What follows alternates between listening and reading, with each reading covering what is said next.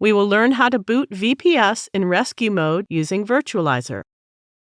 Rescue mode can be used for data recovery, repairing your OS, and different other purposes. Click the Manage icon of the VPS to which you wish to boot. Click to go to the Rescue Mode option. Currently, the rescue mode is disabled, so now enter the root password in the given text input boxes and then click the Enable Rescue Mode button.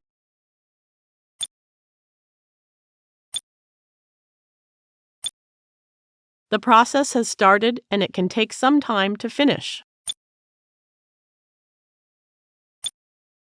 The rescue mode has enabled now. If SSH is not accessible, we can access our VPS in rescue mode via SSH using our new root password set earlier.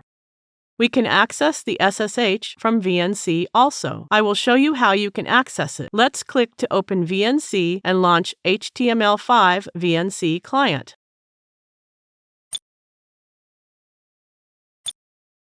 Now we can access our VPS in rescue mode from here by entering our username and the new root password. By clicking this Disable Rescue Mode button, we can disable this mode anytime. Thank you for watching.